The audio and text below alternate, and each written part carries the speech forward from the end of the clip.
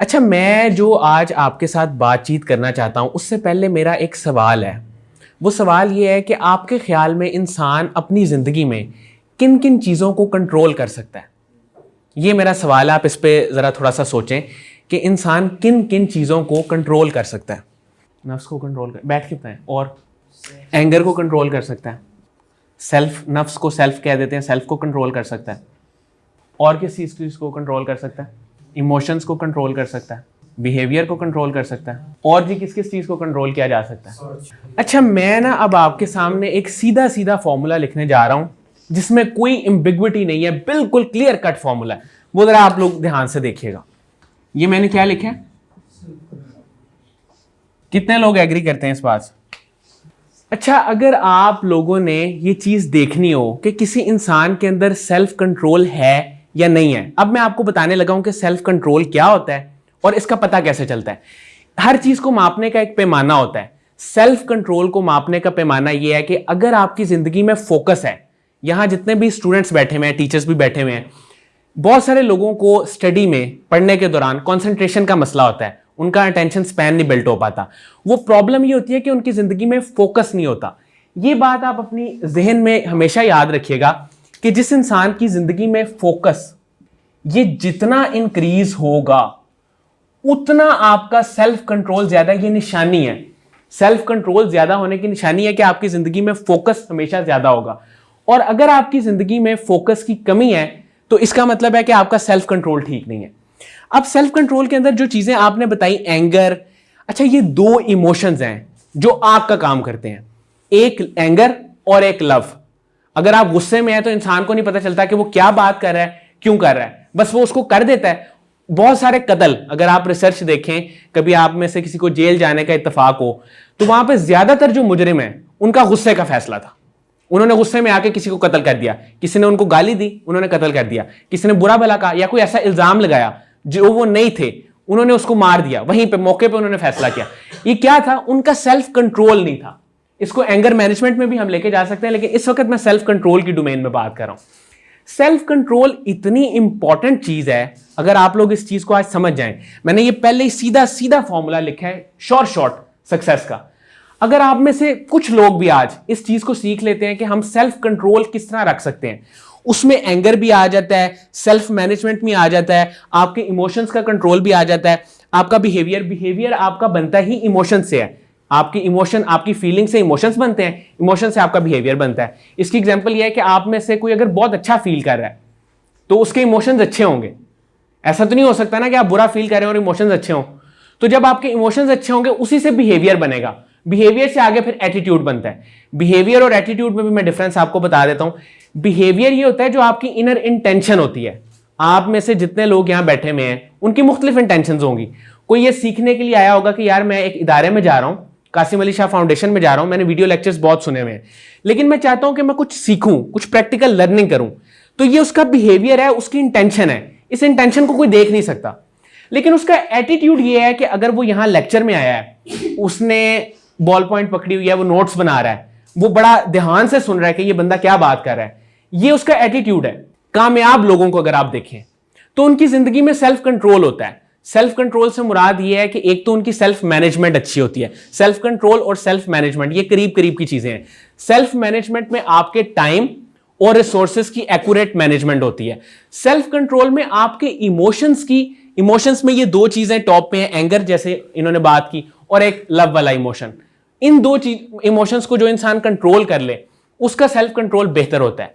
अब मैं आपको एक और एग्जांपल देता हूं सेल्फ कंट्रोल के ना होने की वजह से जो सबसे बड़ा नुकसान हम पाकिस्तानी और एशियन जो बेल्ट है पाकिस्तान और इंडिया में, वो है जितनी भी बीमारियां हैं जिसमें सर-ए-फ़हरिस्त शुगर है, उसके होने की क्या वजह है?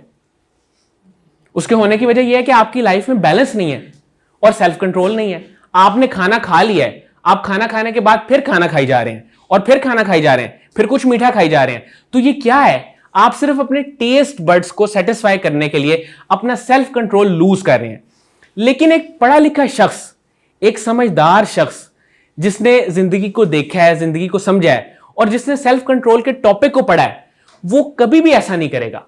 आप देखें, रिसर्च ये बताती है कि जितने भी लोग इस दुनिया में कामयाब हुए हैं और आगे बढ़े हैं और उन्होंने कुछ किया है, उनका सेल्फ कंट्रोल इतना ज्यादा था कि वो शदीद बीमारी में भी, शदीद तकलीफ में भी वो उनका कंट्रोल नहीं टूटा। मैं यहां एग्जांपल दूंगा बानिए पाकिस्तान मोहतरम कायदे आजम रहमतुल्लाह ताला अलैह की। कायदे आजम को आपको पता है कौन सी बीमारी थी? टीबी के वो पेशेंट थे, ठीक है। और ये बेस्ट केप्ट पॉलिटिकल सीक्रेट है, ये आप कभी इसको सर्च कीजिएगा, आपको पता लगेगा कि कायदे आजम बीमारी की शदीद हालत में भी ना उन्होंने लोगों को कभी ये शो नहीं होने दिया कि वो बीमार है, अपने सेल्फ कंट्रोल की वजह से। अगर वो ये शो करवा देते कि मैं बीमार हूं, तो उनकी जो पूरी तहरीक थी उसमें कितना वजन रहता, क्योंकि वो अकेले ही इस तहरीक को लेके चल रहे थे ना पाकिस्तान को बनाने की। तो अगर वो ये शो कर देते कि मैं बीमार हूं या मुझे कोई तकलीफ है, तो उनकी तहरीक भी कमजोर हो जाती। लेकिन उन्होंने अपनी बीमारी, अपनी कमजोरी को छुपाया, क्योंकि आगे विजन बड़ा था, कामयाबी बड़ी थी। हम सक्सेस स्टोरीज को पढ़ते नहीं है, हम पढ़ते हैं, किताब पढ़ते हैं, हम कभी भी वो उन लोगों की जिंदगी को नहीं पढ़ते जो लोग कामयाब हुए हैं। अब मैं एक एग्जांपल आपको देता हूं कि कासिम अली शाह साहब हैं। आपके ख्याल में कासिम अली शाह साहब को कासिम अली शाह द ट्रेनर किस चीज ने बनाया? उन्होंने लोगों की जिंदगी में वैल्यू ऐड की है। और वो वैल्यू ये नहीं है कि आज फाउंडेशन बनाई है तो वैल्यू ऐड किया है। उनके पुराने स्टूडेंट्स के साथ हमारा इंटरेक्शन होता है, वो बताते हैं कि उस टाइम में जब उनका गुलशन रावी में घर होता था, एक घर में जब उन्होंने गैरेज से एकेडमी का आगाज किया, तो वो वाहिद शख्स थे जिनके पास अगर कोई भी जाता था ना और वो कहता था कि हमारे पास फीस के पैसे नहीं है, तो आप हमें इस बच्चे को एकोमोडेट करें, तो वो फौरन उसका फॉर्म कैंसिल करके उस बच्चे को एकोमोडेट कर लेते थे। वो कहते थे आप ना फीस दें या जितनी दे सकते हैं दे दें, या नहीं भी दे सकते तो ना दें, लेकिन मैं इसको पढ़ाऊंगा। और इतना रश होता था उनकी एकेडमी में और इतने बच्चे होते थे। तो ये क्या था? ये उनका सेल्फ कंट्रोल था कि आगे विजन बड़ा था। अच्छा, सेल्फ कंट्रोल उस इंसान का ज्यादा होता है जिसके पास गोल्स और ऑब्जेक्टिव्स होते हैं। जिस इंसान की जिंदगी में गोल्स और ऑब्जेक्टिव्स होते हैं, सेल्फ कंट्रोल का मतलब है सेल्फ मैनेजमेंट। अगर आपकी मैनेजमेंट ही बेहतर नहीं है, अब मैनेजमेंट में दो चीजें आ जाती हैं, टाइम और रिसोर्सेज। आपने कब सोना है, कब आपने जागना है, कब आपने काम करना है, कब आपने आराम करना है, ये सब चीजें अगर आपकी प्लान नहीं है, तो इसका मतलब है कि आप एक मिसमैनेज्ड शख्स हैं। और एक मिसमैनेज शख्स के कामयाबी के चांसेस बहुत कम है, वो कामयाब नहीं हो सकता। वो कामयाब इस वजह से नहीं हो सकता क्योंकि ना तो उसकी जिंदगी में सेल्फ कंट्रोल है, ना उसकी जिंदगी में मैनेजमेंट है। और यही दो चीजें, मैंने तो डायरेक्ट इसमें फॉर्मूला लिखा है, इसमें कोई इक्वेशन नहीं है, कोई इसमें 1 - 1 प्लस नहीं है, डायरेक्ट है कि अगर आपके पास सेल्फ कंट्रोल है, और उसकी निशानी यह है कि आपकी जिंदगी में फोकस है। फोकस और क्लैरिटी आती ही उस बंदे की जिंदगी में है जिसकी जिंदगी में सेल्फ कंट्रोल है। अभी मैंने आपके साथ डाइट की एक एग्जांपल शेयर की, इस तरह बेशुमार बीमारियां हैं। सिर्फ अगर हम बात करें शुगर की, तो सिर्फ शुगर का ताल्लुक नहीं है सेल्फ कंट्रोल से। बेशुमार बीमारियां, जैसे ब्लड प्रेशर है, उसमें भी जाहिर है आप नमक ज्यादा खाते हैं तो आपको ब्लड प्रेशर हो जाता है। उसके अलावा और भी बहुत सारी रीजन होती है। स्ट्रेस को मैनेज नहीं करते, आपको ये सिखाया नहीं जाता कि आपकी जिंदगी में अगर स्ट्रेस हुई है, कोई मुश्किल वाकया आ गया है, आपने उसको कैसे मैनेज करना है। ओवर बर्डन लेना ये कितनी गलत चीज है। अपने काम को वक्त पे करें तो कभी जिंदगी में स्ट्रेस नहीं होती। आप अगर वो क्वाड्रेंट आपने पढ़ा हो शायद किसी ने, टाइम मैनेजमेंट का, अर्जेंट इंपॉर्टेंट वाला, लेकिन मैं उस पर भी नहीं जाऊंगा क्योंकि मेरा टॉपिक इस वक्त सेल्फ कंट्रोल है। तो मैं ये बात कर रहा हूं कि जितनी आपकी जिंदगी में सेल्फ कंट्रोल ज्यादा होगा, उतना आपकी जिंदगी में फोकस होगा। फोकस किस चीज पे होगा? आपको पता होगा कि मेरा गोल ये है, मेरा टारगेट ये है। अब दो किस्म की जिंदगी होती है, ये मैं आपको आज बता रहा हूं, इसको आप नोट कर लें। एक होती है इमोशंस ड्रिवन लाइफ और एक होती है पर्पस ड्रिवन लाइफ। को बता सकते हैं इन दोनों में क्या फर्क है? इमोशन ड्रिवन लाइफ ये होती है कि आप सुबह उठे, आपको एक दोस्त की कॉल आई, उसने कहा कि यार आज हम ना ऐसा करते हैं, कहीं घूमने चलते हैं। आप वहां घूमने चले गए। फिर वहां से आपने सोचा कि आज हम कहीं किसी जगह पे खाना खाने चलते हैं। आप फिर वहां चले गए। फिर वहां से आपने सोचा कि आज मैं पुप्पो की तरफ हो आता हूं या खाला की तरफ हो आता हूं। वहां से होके इतने में शाम हो गई। शाम को आप घर आए, आपने खाना खाया, खाना खा के आपने अपना टीवी देखा और सो गए। ये लाइफ है इमोशन ड्रिवन लाइफ।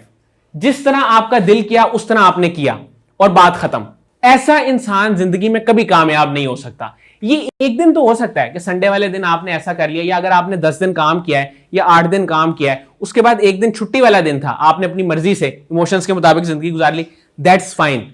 लेकिन अगर आपकी जिंदगी में पर्पस नहीं है, पर्पस वाली लाइफ ये होती है कि आप सुबह 8 बजे उठे हैं, आपको पता है कि मैंने 9 से लेकर 12 बजे तक ये काम करना है, चाहे वो स्टडी हो चाहे वो रिसर्च हो या जो भी आपकी फील्ड है, आपने उस काम को करना है। उसके बाद फिर 12 से लेके 2 बजे तक आपने उसकी भी आपकी प्रॉपर रूटीन होनी चाहिए कि मैंने कितनी देर रेस्ट करना है, कितनी देर मैंने खाना खाना है, कितनी देर मैंने आगे अपने मुख्तलिफ एक्टिविटीज को प्लान करके मैनेज करके चलना है। तो आपकी लाइफ इमोशन ड्रिवन लाइफ नहीं होनी चाहिए, जो कि पाकिस्तान में बहुत कॉमन है। यहां पे लोगों के पास कोई काम नहीं है सिवाय इसके कि बस वो कभी इधर जा रहे हैं कभी उधर जा रहे हैं। उसकी वजह यह कि पर्पस ड्रिवन लाइफ नहीं है। एक चीज के अल्टरनेट पे दूसरी चीज जब तक नहीं आएगी तब तक वो चीज कैसे पैदा होगी? आप लोग एग्री कर रहे हैं? समझ आ रही है? मैं कोई मुश्किल बात तो नहीं कर रहा। पर्पस आपको सेल्फ कंट्रोल भी सिखाती है, आपको मैनेजमेंट भी सिखाती है, और आपको ये बताती है कि ये जो मेरा पर्पस है, अगर मैं वापस आऊं कासिम अली शाह साहब पे, उनकी जिंदगी में एक विजन था। उनकी जिंदगी में विजन ये था कि मैंने यहां पे रुकना नहीं है, मैंने आगे जाना है। मैंने लोगों को जो नॉलेज मैंने आज के दिन तक लिया है, मैंने इस नॉलेज को डिलीवर करना है। मुझे पैसे की परवाह नहीं है, मुझे उस चीज की परवाह है कि मेरा पैशन, जिसे वो पंजाबी में कहता है रांझा राजी होना चाहिए, अपना पैशन मैंने लोगों तक पहुंचाना है। मेरी जो चीज है, जो मैं काम कर रहा हूं, वो लोगों तक स्प्रेड किया जाए ताकि लोग उससे फायदा उठा सकें। और वही चीज हुई। उनको जाहिर है उस वक्त तो नहीं पता था कि मैं यूट्यूब चैनल बनाऊंगा और यूट्यूब के जरिए मेरा मैसेज स्प्रेड हो जाएगा, लेकिन नीयत ये थी। अच्छा, सेल्फ कंट्रोल के लिए ये तो थी सारी वो बातें जो आप कह लें कि टेक्निकल चीजें, लेकिन एक मैं बात यहां पे ऐड करना चाहूंगा। वो शख्स जिसका ईमान है अल्लाह पे, उसका सेल्फ कंट्रोल बहुत बेहतरीन होता है। क्यों? उसको पता होता है कि मैं जो काम कर रहा हूं, क्या इस काम से मेरा रब खुश होता है या इस काम से मेरा रब नाराज होता है। जो शख्स इस चीज का ख्याल रखता है, उसकी मैनेजमेंट, उसका सेल्फ कंट्रोल, और जिसे हम अगर नफ्स भी कहें, वो लगाम में रहता है और काबू में रहता है। अगर मैं इधर जितनी मर्जी बातें कर लूं, जब तक किसी इंसान के अंदर ईमान नहीं है ना, वो सेल्फ कंट्रोल के करीब नहीं जा सकता। अब आ जाते हैं गोल्स और ऑब्जेक्टिव्स पे। मैं यहां पे ना एक चीज और एड्रेस करना चाहता हूं। फारूक साहब से मेरी बात हुई थी। बात यह है कि हम अपनी जिंदगी को देखते हैं बड़े नैरो कैनवस में देखते हैं कि हमारा मेडिकल फील्ड में एडमिशन हो जाए, हमारा इंजीनियरिंग की फील्ड में एडमिशन हो जाए, हमारा जो 2-3 बड़ी बड़ी फील्ड्स हैं, बस उसी के कैनवस में हम अपनी जिंदगी को देखते हैं। हालांकि सक्सेस का ताल्लुक इससे कतई नहीं है कि आप डॉक्टर हैं, इंजीनियर हैं, टीचर हैं, एंकर हैं, मीडिया पर्सन हैं। इसका ताल्लुक सक्सेस से नहीं है। यह मैं क्लियर कट आपके साथ बात कर रहा हूं। सक्सेस का ताल्लुक है सिर्फ और सिर्फ कि आप जो काम कर रहे हैं वो कितने अच्छे अंदाज से कर रहे हैं, उससे कितने लोगों को फायदा हो रहा है, और उससे माशरे में क्या बेहतरी आ रही है, और उससे आपको कितना सुकून मिल रहा है। यह है सक्सेस। अगर आप एक अच्छे डॉक्टर हैं लेकिन आपके दिल में पेशेंट्स के लिए कोई एम्पैथी नहीं है, कोई हमदर्दी नहीं है, और आप सिर्फ अपने एक कह लें कि आप अपनी जॉब कर रहे हैं, उसके अलावा आप कुछ भी नहीं कर रहे, तो आप कामयाब इंसान नहीं है। कामयाब इंसान वो होता है जो दूसरों को साथ लेके चलता है, जो दूसरों को हेल्प आउट करता है, जो दूसरों की मदद करता है, जो हमेशा दूसरों के बारे में सोचता है। अच्छा, एक इंसान जो सिर्फ अपने बारे में सोचता है ना, वो कभी कामयाब नहीं हो सकता। वो क्या करेगा? ज्यादा ज्यादा जो सबको साथ लेके चलता है वो ही कामयाब होता है। ये भी कामयाबी के फॉर्मूलों में से एक फॉर्मूला है। अच्छा, यहां पे एक चीज मैं आपके साथ और शेयर करूंगा कि वैल्यू एडिशन इंसान की जिंदगी में इतनी इंपॉर्टेंट है। अब वैल्यू एडिशन को भी मैं लिंक करूंगा सेल्फ कंट्रोल के साथ। वैल्यू एडिशन इंपॉर्टेंट है, लेकिन वैल्यू एडिशन कर कौन सकता है? एक इंसान जिसका सेल्फ कंट्रोल नहीं है, वो गुस्से में किसी की बात को बर्दाश्त नहीं कर सकता और रिएक्ट करके उसके साथ बहुत बुरा कर देता है। अब मुझे बताएं, वो किसी की जिंदगी में क्या वैल्यू ऐड करेगा? वो तो सारा दिन यही कहता रहेगा कि यार आज इसने मुझे बुरा कह दिया था, तो मुझसे गुस्सा बर्दाश्त नहीं हुआ, तो मैंने इसके साथ कुछ बुरा कर दिया। बस उसकी पूरी जिंदगी इसी साइकिल में गुजर जाएगी कि एक शिकवे में फिर उसका जवाब और फिर गुस्सा, वो इसी साइकिल में चलता रहेगा। लेकिन आगे बढ़ने के लिए आपको पर्पस ड्रिवन लाइफ चाहिए और आपका सेल्फ कंट्रोल होना चाहिए। कासिम अली शाह साहब ने लोगों की जिंदगी में इतनी वैल्यू ऐड किया। आपने अभी डॉक्यूमेंट्रीज भी देखी हैं, उसके अलावा भी आप लेक्चर्स भी सुनते हैं। उनका सिर्फ एक ही काम है, वो बांटते हैं, इल्म बांटते हैं, अपने जो उनके पास रिसोर्सेज हैं उन चीजों को बांटते हैं। उनकी जो भी उनकी कैपेसिटी में, डोमेन में चीज आ जाती है, मतलब हम यहां पे मौजूद हैं। मैंने नहीं देखा कि आज तक कोई ऐसा बंदा यहां पे आया हो जिसकी वो हेल्प कर सकते हैं और उन्होंने हेल्प ना की हो। जो भी यहां आता है वो उसकी जिंदगी में कोई ना कोई किसी ना किसी तरीके से वैल्यू ऐड करते हैं। ये हमारे पास यहां अमार बैठा हुआ है, शम्स बैठा हुआ है, हम लोग इधर काम करते हैं, कुछ दिनों बाद वो हमें बुलाते हैं, कोई वैल्यू ऐड करते हैं, कोई तोहफा देते हैं, कोई बात बताते हैं, कोई तस्वीर बताते हैं, कहते हैं यार इस काम को ऐसे नहीं ऐसे कर लो, ये ज्यादा बेहतर है। अच्छा, सेल्फ कंट्रोल में एक जो चीज है ना जो सबसे ज्यादा इंपॉर्टेंट है वो है माइंड की ट्रेनिंग। माइंड की ट्रेनिंग। माइंड कैसे काम करता है? माइंड काम करता है एक मॉन्की की तरह, समझ रहे हैं आप? मॉन्की की तरह इस तरह काम करता है कि माइंड, आपका जो माइंड है, आप कभी इसको ऑब्जर्व करें, इससे डिटैच होकर अपने माइंड को ऑब्जर्व करें कि माइंड क्या करता है। माइंड फौरी तौर पे इमेजिनेशन में जाता है और एक चीज से दूसरी चीज पे स्विच कर जाता है। मिसाल के तौर पे आपके जहन में अगर मैं कहूं कासिम अली शाह फाउंडेशन, तो आपके जहन में आएगा एक इदारा है, उसमें कोई लेक्चर होगा, उसमें शाह साहब होंगे, उसमें कोई खाना होगा, उसमें कोई चाय होगी, इस तरह की चीजें फौरी तौर पे आपके जहन में आएंगी। तो माइंड आपको जंप करवाता है। जितने भी कामयाब लोग हैं वो माइंड को फोकस करने की ट्रेनिंग करते हैं, और उस ट्रेनिंग में जो सबसे आसान चीज है और जो सबसे वैलिड चीज है और जो सबसे इंपॉर्टेंट चीज है वो है ऑटो सजेशन।